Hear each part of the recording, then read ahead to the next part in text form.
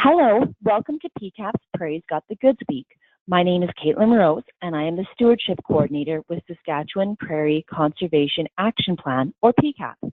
Today, Brian McConkey with Agriculture and Agri-Food Canada will be talking about challenges and opportunities for including soil organic carbon on pastures and rangelands as an ecological good. This week, we have a series of webinars going on about ecological goods and services provided by Native Prairie. Tomorrow, Wednesday, March 21st, Chris Elder with Alice Canada will be presenting about stewardship is a team sport, Alice Partnerships in the County of Vermilion River. On Thursday, March 22nd, Karen Raven with Alberta Agriculture and Forestry will be talking about a multi-stakeholder GIS-based approach to support land use decision-making. Check out the PCAP website to register for these webinars or for more information about specific presentations. Just click on the Upcoming Events tab.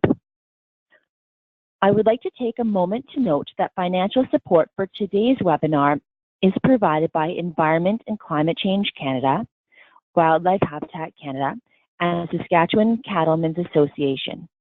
A reminder to all of our listeners out there, if you have any questions during the presentation, please feel free to type it into the question section of the webinar dashboard at any time. Questions will be answered at the end of the webinar. And a bit about our presenter. Dr. McConkey is a senior research scientist with the Science and Technology branch of Agriculture and Agri-Food Canada. He has a broad interest in agriculture-environmental interactions. His research has spanned from research on soil and crop processes to methods to quantify carbon sequestration and greenhouse gas emissions at national and international scales. From 2010 to 2014, he worked on developing the National Research Strategy for Agriculture and Agri-Food Canada on Agroecosystem Resilience. Since 2014, he has returned to full-time research and currently leads a major national project on sustainability metrics for agriculture to support policy and marketing needs. Dr. McConkey is based in South Current, Saskatchewan. So if you can hear me there, you're welcome to go ahead.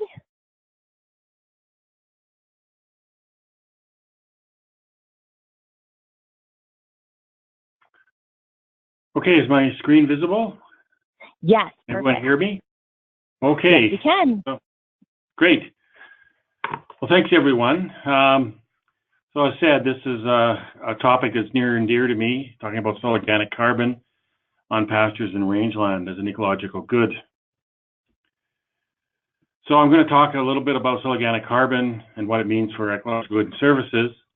How does Canada now report soil organic carbon change on its grasslands in its National Inventory Report of Greenhouse Gas Emissions and Removals? And then what are some of the challenges we have, and then what are some of the opportunities that we have? So to start with then, what's soil organic carbon in the grassland soil? Generally, it decreases with depth. The soil content is more secure with depth. The soil content is more dynamic near the soil surface. That's where all the plants or most of the plant carbon goes, and that's where most of the activity happens.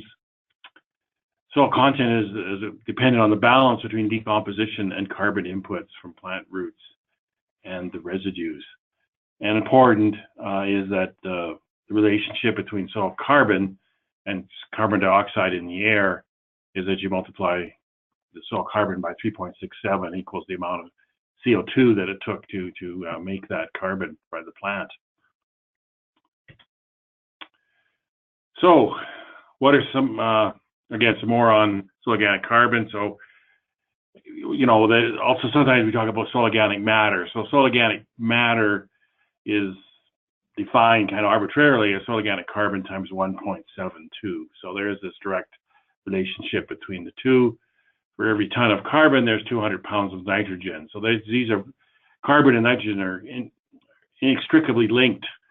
And so you can't really increase carbon, soil organic carbon, without also increasing soil organic nitrogen. Also, organic carbon, the soils want CO2 in the atmosphere. And I guess the important thing is the soil organic matter is very heterogeneous. So it consists of very recent crop residues that you can identify quite clearly that there's a plant root or something, to living microbes, so things that are actually alive, to different sort of humus or very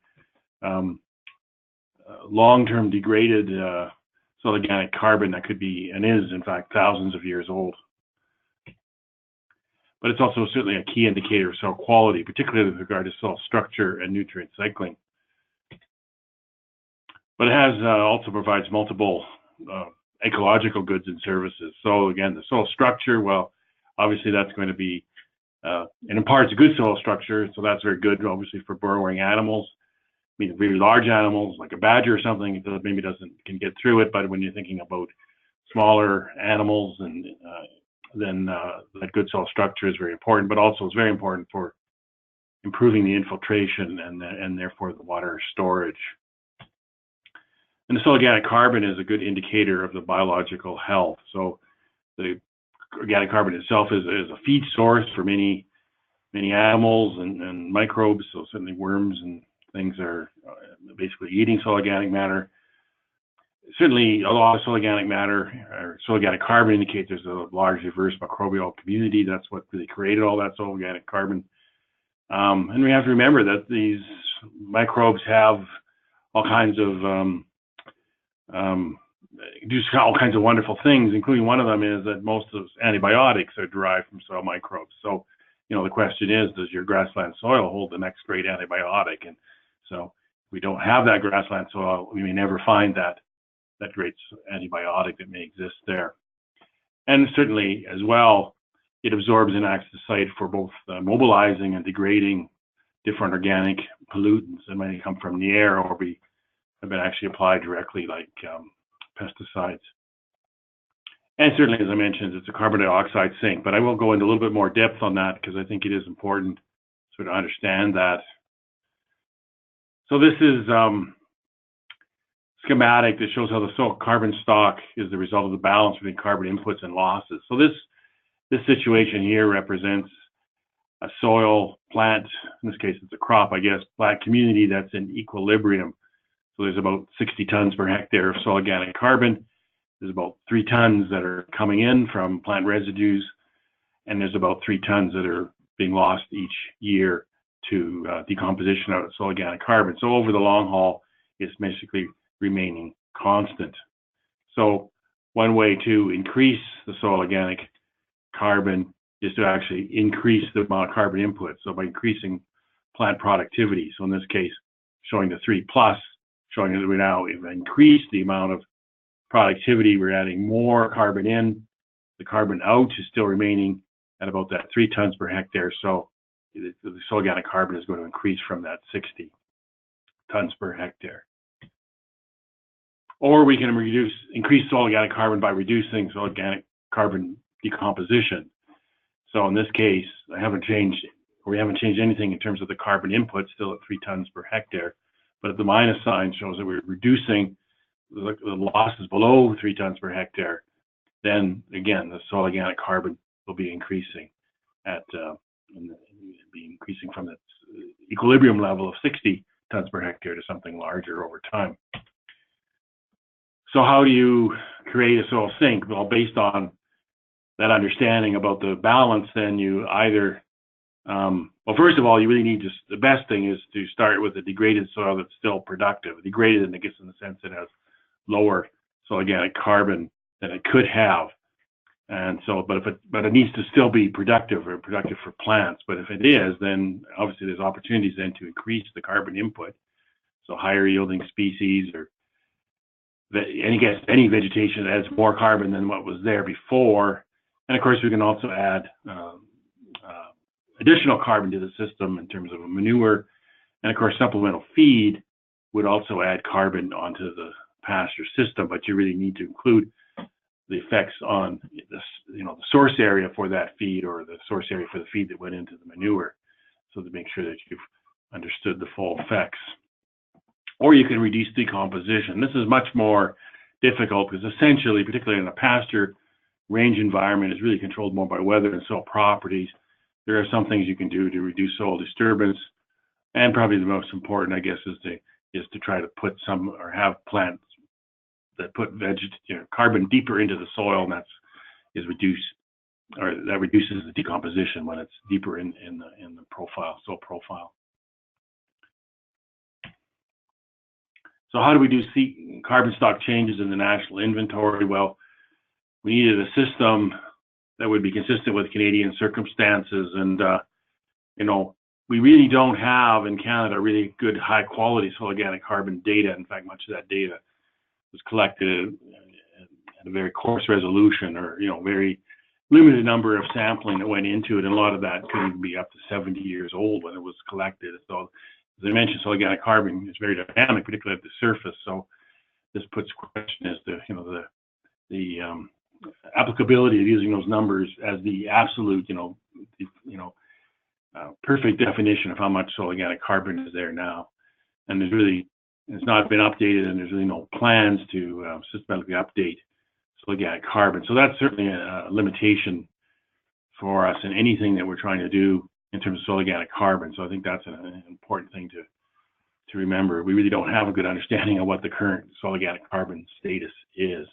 And particularly, we don't have a lot of knowledge on crops, well, particularly farm practices, I guess, in this case, because we don't very little really, particularly about pasture and range management, and certainly not on a spatially explicit basis or knowing exactly what's happening on each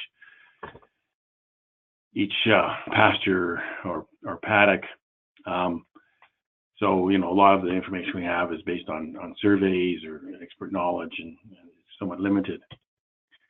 The basic calculation method that we have to estimate carbon stock changes within the national inventory is you have the activity times some emission or removal factor. So this would be the change includes the different carbon pools, litter, soil organic carbon, woody biomass. So if there are brush or whatever on the pasture, that would add to the carbon.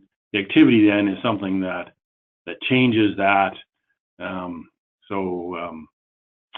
Any sort of important management changes that again affects that carbon balance. That would be the nature of the activity. And then you'd have some factor or coefficient of the annual change per unit area of that activity. So you know the activity or practices, then times the factor, and knowing the area of that can estimate the carbon stock changes. So again, just how do we do that? You have carbon. Well, start off, you have all the activity data and land-based data you have. So you have sort of spatially referenced land management. Then you have these carbon factors that represent how carbon would change for different practices of land management. Then when those all link together, then you start estimating, and we estimate down on what's called the Soil Landscapes of Canada polygon, and then from there we can go up to different scales all the way up to the nation. But we only include some changes. So we include cultivated organic soils, or this would be like peat soils, changes in the amount of summer fallow, liming to change the pH of the soil, changes in the tillage practices, changes between the perennial and annual crops, or perennial pastures to annual crops and vice versa, and also land clearing, whether that's breaking ranges or clearing forests to make new agricultural land, or change, or well, in the case of range, probably converting it into cropland. And then this just gives an idea of the changes. So because of tillage changes, and especially in fallow changes, there has been quite a large what we call soil sink or carbon sequestration that's resulted in this. Is removing a lot of carbon dioxide from the atmosphere and storing it in the soil.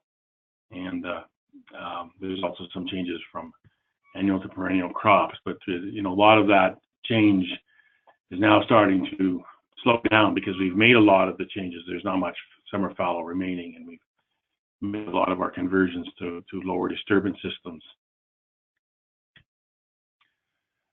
So again, what does this factor? I guess we have to consider it sort of the duration. It captures both the duration of the carbon change. So we've introduced some management changes. There'll be an increase in this case of carbon. So there's a duration, a time it takes for that to change, and it changes by an amount. And the factor, we try to represent that. This shows a linear factor, which is often what is used because people like the simplicity of the linear factor.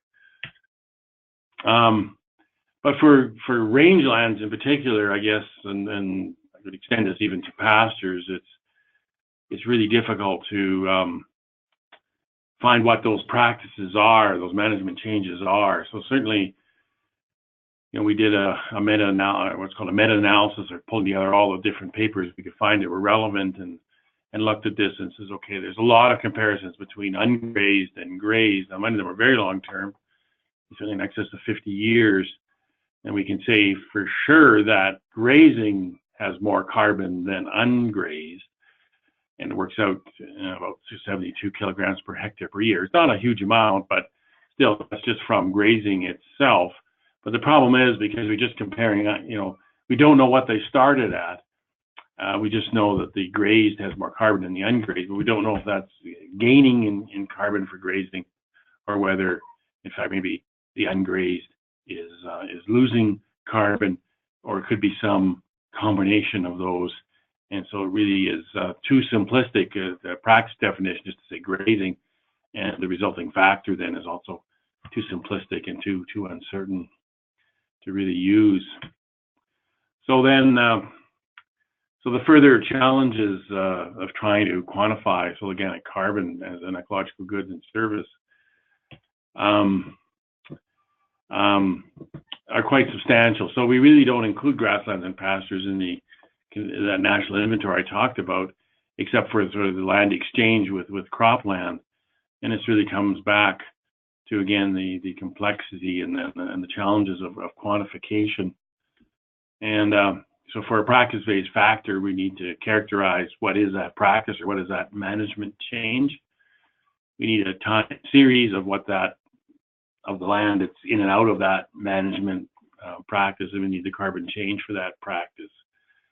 There's a general interest in the fact of moving from continuous grazing to more adaptive multi-paddock systems, but then these become extremely complex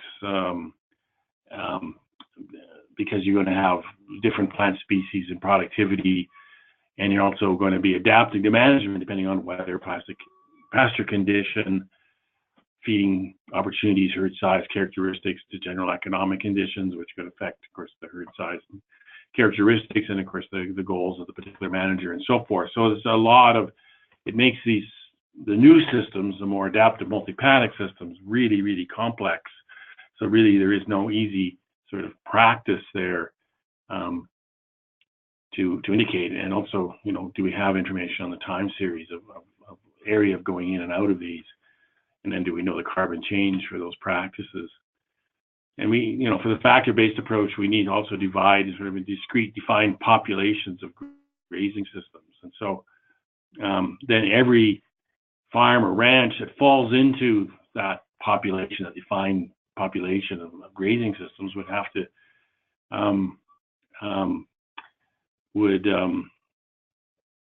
would share the same carbon change, or organic carbon amount, even as farmer ranches, of all the other farms and ranches within that population. And so defining these populations is difficult. And then, because if you get it too heterogeneous, then it's not really meaning anything for relevant, really, or accurate, really, for any one particular farm or ranch. It's accurate, I guess, over the whole population, but it becomes a problem. And this sort of challenge here, is whether the factor can be somewhat complicated. In a sense, it could be some kind of model relationship, like a process model of organic carbon, or relationships with variables like precipitation, stocking density, grass productivity, or other. But it still then would have to depend on that population, or everyone in that population would share that relationship, or whether we have some sort of measured factor of carbon change would all, again, follow with that population. So this is so it's difficult to define the population, and maybe difficult to convince everyone in the population of ranches or farms, that they're all the same. So there's sort of three strikes in against this practice-based factor approach. It's too difficult to characterize the practice into a reliable definition. It's really too difficult to obtain a time series data on the practice use, and it's too difficult to determine a reliable carbon change for the practice. So you really have these pretty much, in my mind anyways, rules out that we could really have without a huge investment anyways, a practice-based factor approach. One thing that we have done is we looked at the literature again, did one of these meta-analyses, they're called, pulling together all sorts of relevant studies, trying to say, well, how accurate can we be in terms of determining soil organic carbon change from direct measurements? This would be the direct measurement of the soil, so actually measuring the soil organic carbon. And so we're looking here we identified here as change, so change over time, but it would actually be the same if you were trying to look at difference between two systems.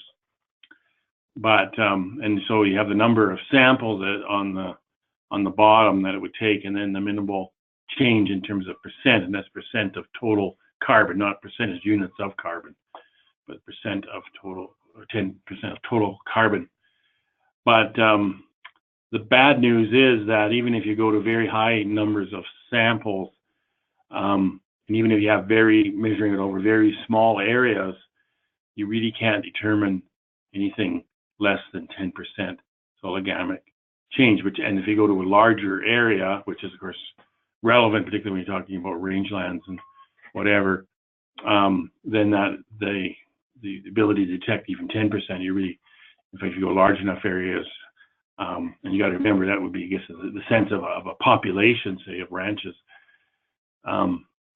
then you're actually, you'd be, depending on the number of samples you're involved, but it's well over 10%.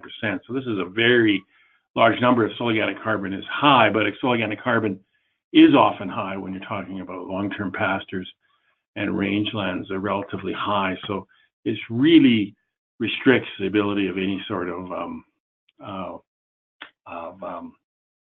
ability to detect carbon change, at least in a practical way, from direct measurement. So then what are some of the opportunities given all those challenges? Well, one thing we've noticed, I guess, and this is some work, again, I was involved in, but looking at sort of on these vegetation indexes, but we looked at some pastures and grasslands and could see, oh yeah, actually, by this measure, productivity was going up over time. So that should indicate, if you remember back, if you're increasing carbon input, you should be increasing soil organic carbon. So this is a fairly low cost way then of measuring this kind of measuring greenness, which we can interpret as the amount of biomass. And because the satellites are going over very frequently, even though we may be grazing these periodically or grazing them season long or whatever, but we are measuring at different times, so you're capturing kind of the greenness over the entire grazing or growing season. And so the fact that sometimes they just cut or it's going to be obviously grazed to reduce the biomass, that is captured in these things. So, I mean, this offers, I think, a lot of potential, at least in my mind. I think there needs to be more work, but we can certainly, with this sort of a technique, especially satellites, or we could even consider drones. But now suddenly, the fact that I may have, dozen paddocks in my grazing system, now to measure across all dozen is now suddenly not so difficult. And in fact, I can start to create a time series of this. It'd be hard to go back too far in the past, particularly for small pastures or paddocks. But certainly looking forward, this thing offers a lot of potential. And also, yeah, we can do it now based on individual, farm or ranch situations. So, but we have to relate all that reflectance, earth observation of vegetation, and to that. Then to soil organic carbon, both, I guess I didn't complete my thoughts here, but both the change of it and I guess the amount.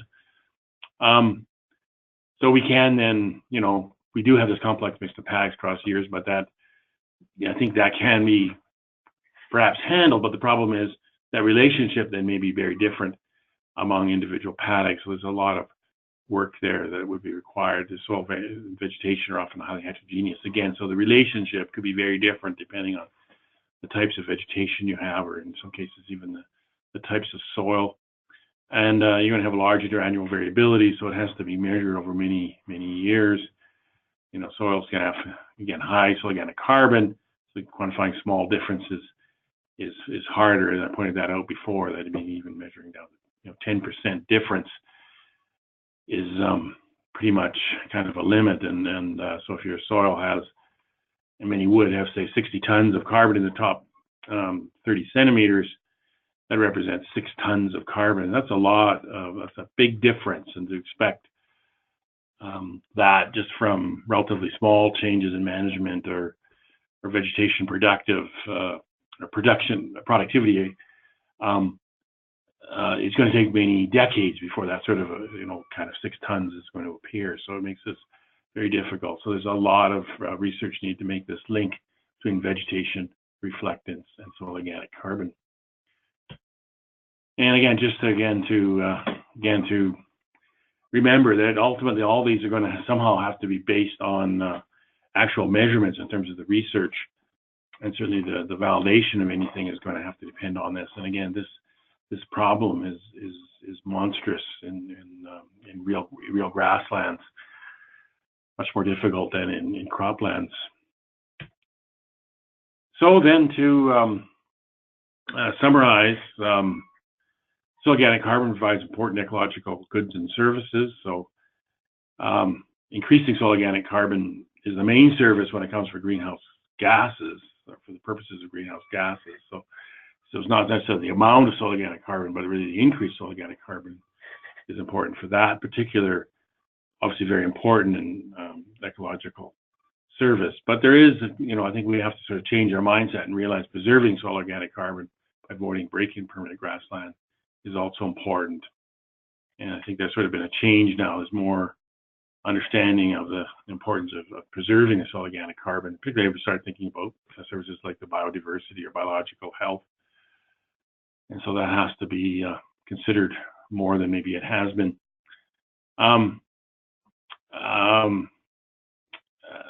Carbon change pasture due to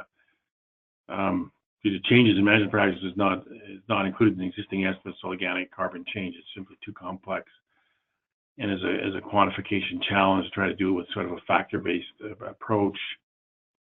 So direct measurements will not be practical for quantification, although important to research. So we're not going to be able to, again, make widely new estimates of carbon change simply from direct measurement of soil organic carbon. So we need a lot of research. Because you ask a researcher to give a talk, you're going to get always more research is needed. But I think in this case, it really is quite desperately needed, because otherwise I don't think we have a way of really including soil organic carbon easily as an ecological good and service in any kind of a monetary reward system.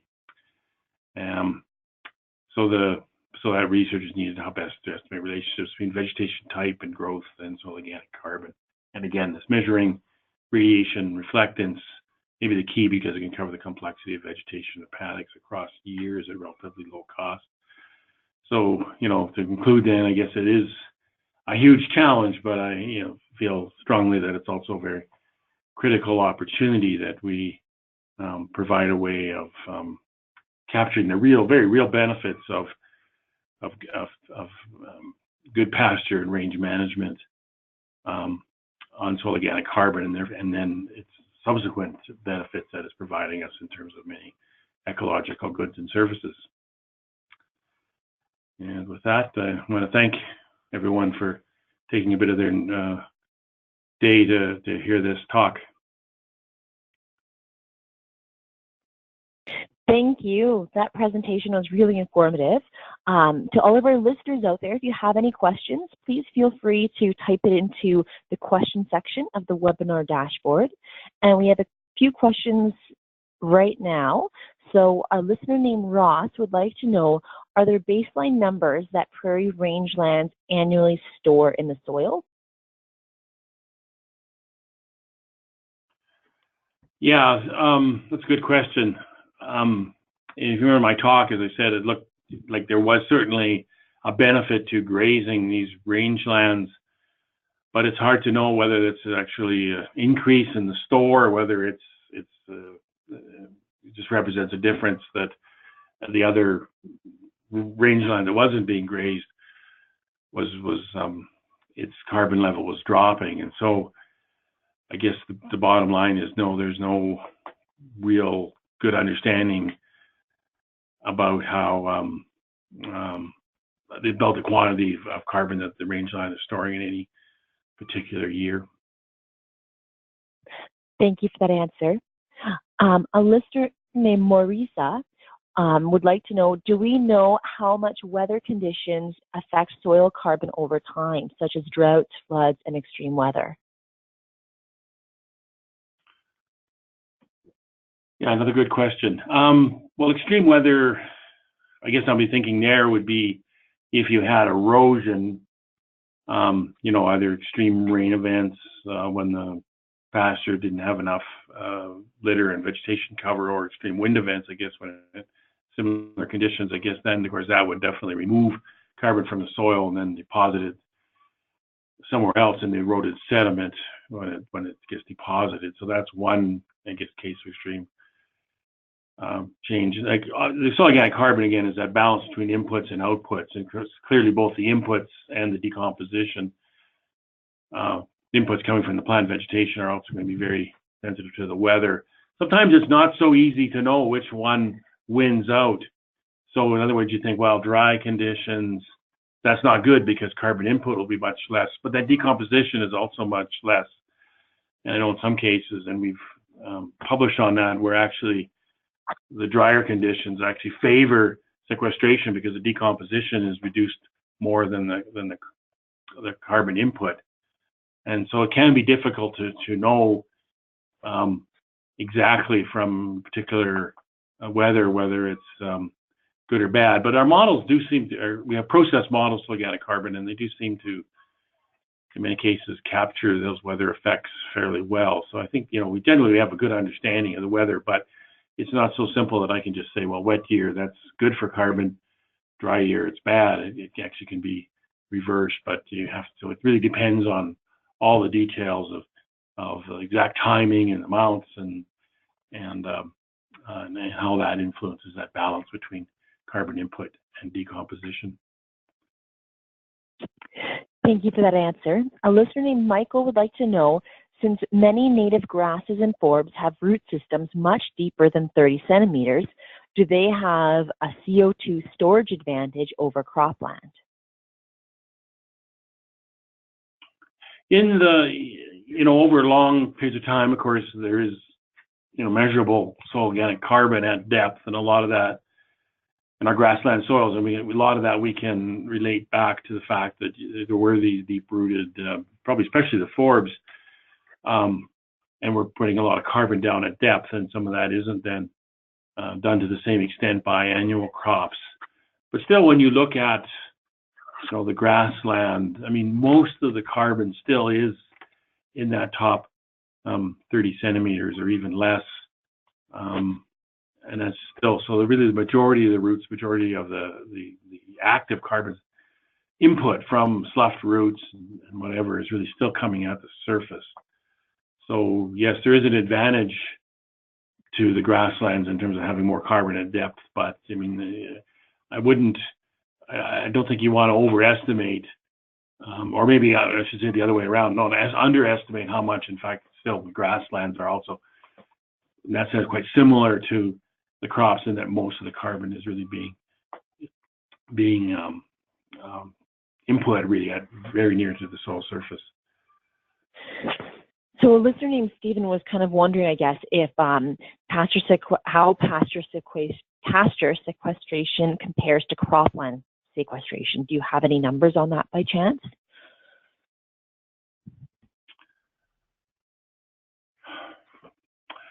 Well, yeah, it's a complex question.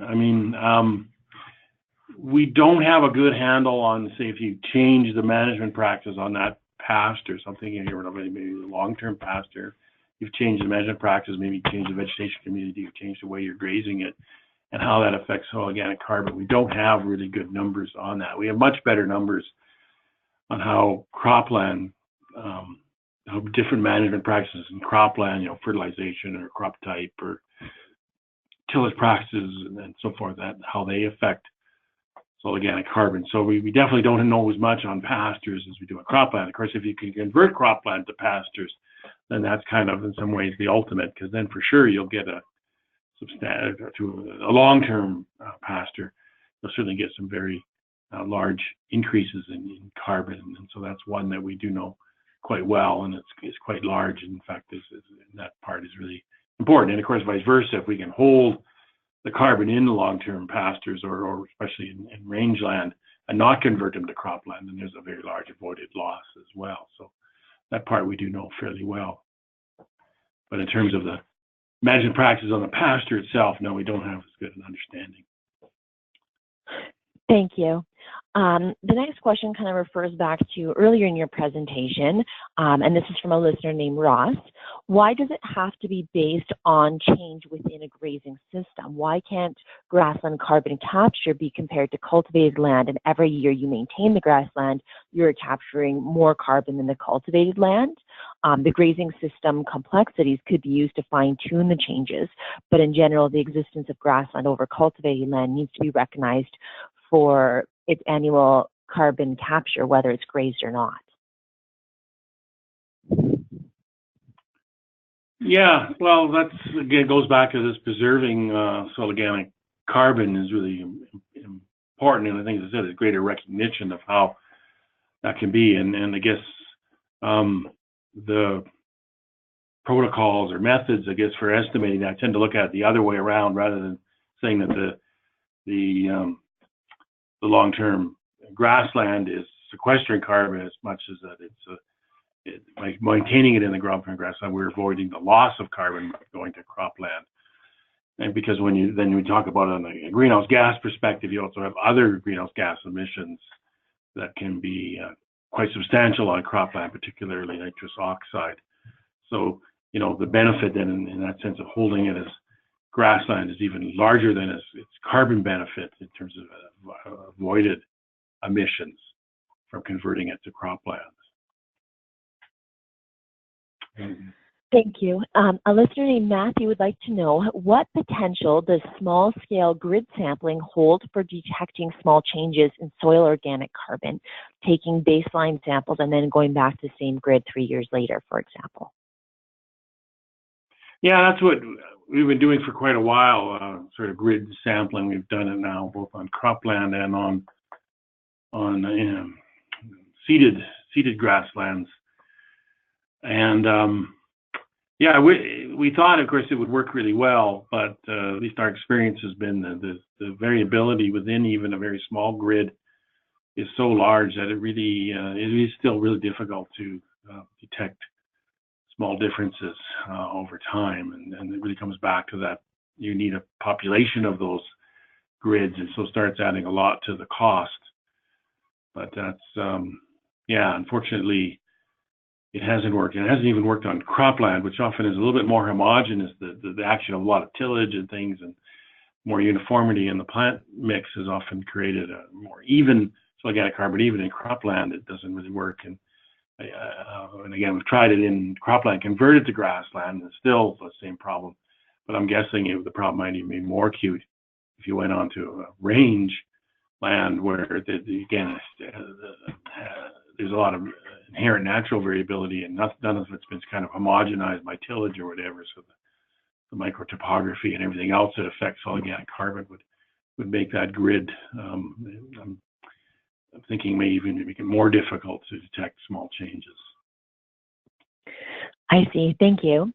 A listener named Stephen says, am I correct in saying once an equilibrium in plant growth is achieved, the carbon sink becomes stabilized and there is not an increase in capacity to absorb carbon?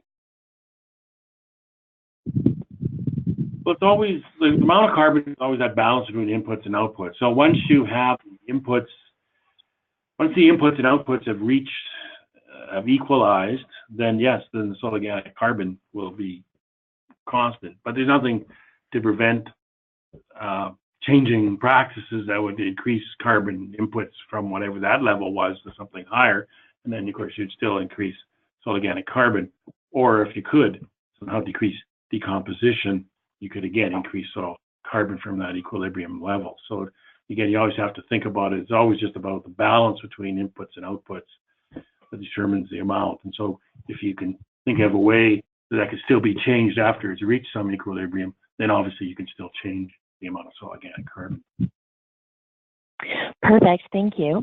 The next part of this question is, have there been any calculations of methane production by ruminants versus carbon sequestration by grasslands? Do you know of any research in that area at all?